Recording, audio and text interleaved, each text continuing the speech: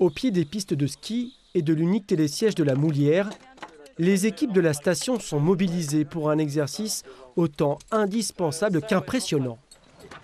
Yann, tu te mettras sur le premier siège, comme ça Jeff il t'évacue. Jeff, le responsable du bike park, est le premier à s'équiper. En conditions réelles, il doit extraire un passager à 10 mètres du sol. Après s'être sécurisé, il glisse lentement le long du câble pour arriver avec précision au siège bloqué. Ok, contact. Là, t'as bien tendu d'abord, sinon ça va t'embêter pour faire la tension. En seulement quelques minutes, ce faux touriste est évacué. Ouais, tu te laisses aller jusqu'au sol, Gwendal, hein, tu ne tiens pas debout. Je me sens en sécurité sur la terre ferme.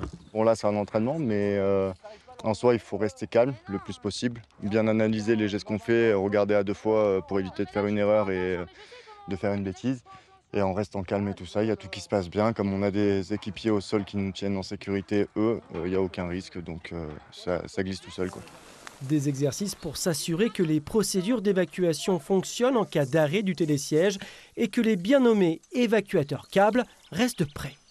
On est censé réglementairement le faire une fois. Nous, on a pris l'option de le faire une fois en début d'été sur le télésiège de la Moulière et une fois en début d'hiver sur le télésiège de Groslière. Comme ça, les équipes qui sont interchangeables d'un site à l'autre sont à même de travailler sur chacun de ces deux télésièges qui sont un petit peu différents.